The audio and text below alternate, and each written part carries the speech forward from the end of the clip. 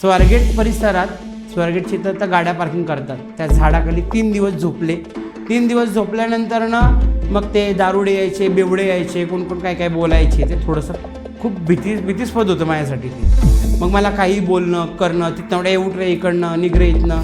ते 6 दिवस असले घाण गेले होते की माझ्याकडे फक्त 60 ते 70 रुपये होते. आणि त्या 60-70 रुपयामध्ये मला 6 दिवस काढायचे होते. ना त्याच्यामध्ये मोरी होती, ना पाणी होतं, ना लाईट होतं, ना काय. फक्त एक 10 बाय 10ची रूम असावी ती. मग ठीक आहे म्हणतो, त्याच्यात सर्वाईव्ह केलं आपण. जरी समजा आपण टोमॅटो वगैरे काय आणलं तरी ते पिशव्या अशा लटकवायला लागायच्या. का तर नाही लटकवलं तर सगळे मग उंदरं खाऊन जायचे. माझ्या अंगावर उंदरं अक्षरशः जात होते. मग दुकाना मागायला गेल्यावर मग कोणतरी असं हात लाव, कुठं काहीतरी टच कर, मग ओरिजिनल आहे का डुप्लिकेट आहे विचारणं. त्याच्यानंतर मग काय करायचं, मग सवयच नव्हती मला त्या गोष्टीची. मग काय एक शब्द कोणी काय विचारला, कोणी अंगाला टच केला, कोणी ओरिजिनल आहे का नकली आहे विचारलं, खरं आहे का खोटं आहे विचारलं का, घरात यायचं रडत बसायचं. आणि तुम्हाला एक सगळ्यात महत्त्वाची गोष्ट सांगते की आज तुम्ही माझ्या प्रत्येक व्हिडिओ बघता, व्हिडिओ बघण्यामागे एक लोगो असतो माझा, सरकार नावाचा.